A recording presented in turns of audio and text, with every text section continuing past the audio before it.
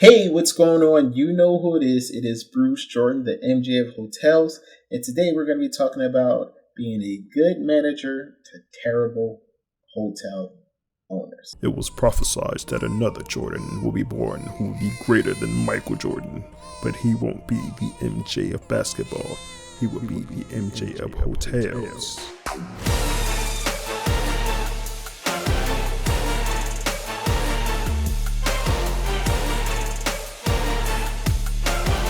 Prophecy fulfilled.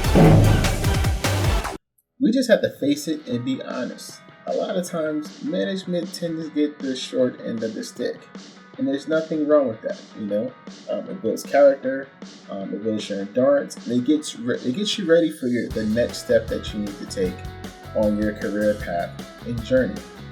But the problem is that sometimes we're amazing managers, but we have terrible owners.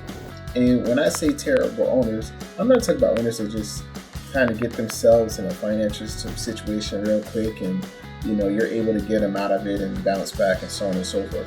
I mean terrible owners in the way that they put themselves, their personality and who they are, put themselves in that position, and that's why they're there. And no matter where they go, they're always going to run into problems because of who they are and the way they think. Let me give you an idea.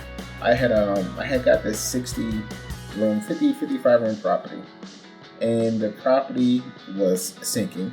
Okay, they had about 23 down rooms.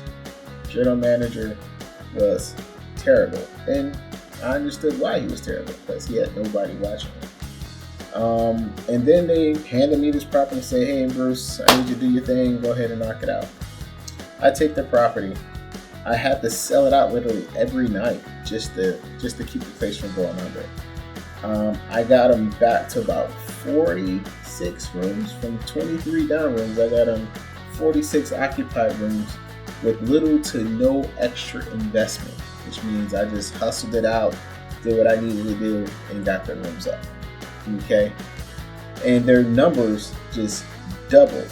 When this dude first called me, he said, "My property isn't making money.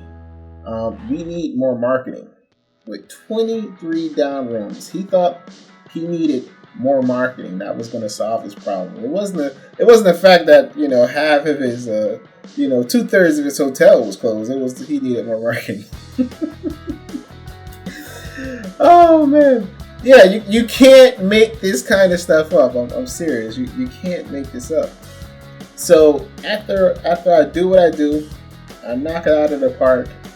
I get him up and running. I got him making money. They never had money in the bank before. They didn't know what to do with it. They were like, "What do we do with this money?" I'm like, "Pay your property taxes. That probably a good thing to do with the money." And after all of this, the greed gets it. See, that's the thing. Money changes people, and bad owners get really, really greedy, really, really fast. So something that they didn't care about, never paid attention to, that's actually producing now is piquing their interest. And now they want to do this, they want to do this, they want to do this. And I'm like, cool, go ahead and do it. I'm going to step back, let you do your thing, and within 6 months, the bank took the property. See, these are the signs that you're going to see in bad owners. Bad owners are extremely greedy. They don't care about performance. They don't care about results. Only thing they want is they want to try to take every penny they can and suck that place dry. And they don't care who they gotta kill, destroy, or render up out of there.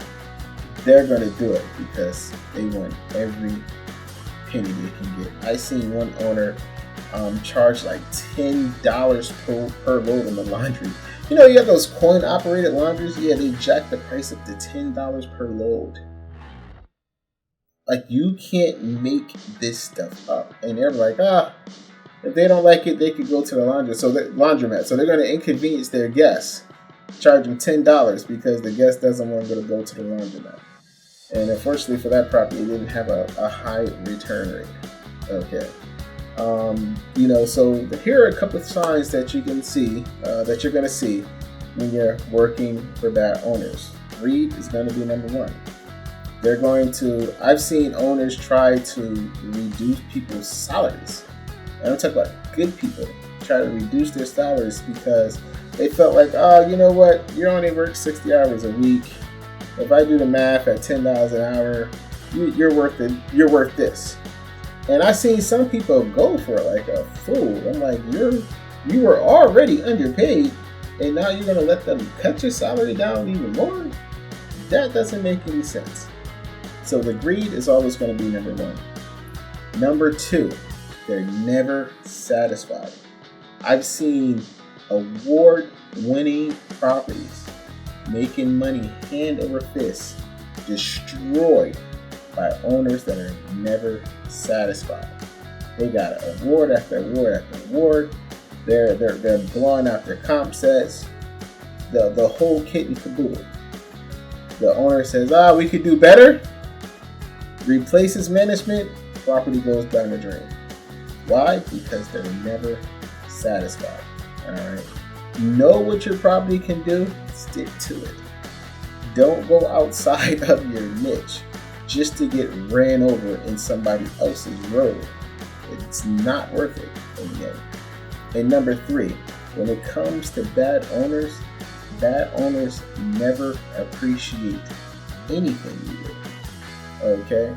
So that's number three. They have no appreciation whatsoever. I once saved a property from foreclosure. Okay? And it was another situation. Like I said, money always changes people, especially when it comes to owners. Property losing money hand over fist. They're about to claim bankruptcy. They're about to shut the hotel down. I come in, knocking it out of the park. Boom, within 5 months. Now, again, same situation. They're like, oh, okay, this place is making money. Now we can use this vendor, which means it's going to increase the expenses. We could do this, we could do that, increase the expenses. Where is this money coming from? So what they do, when I try to warn them, like, you probably want to hold off on this and this and this until we have a base, because there's no emergency fund yet. Okay? They're like, nah, we could do it anyway. I leave. 6 months later, thing comes, yeah, they're going to take the building back. You're no longer the owners.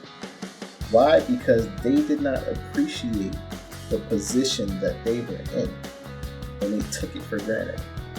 And guess what?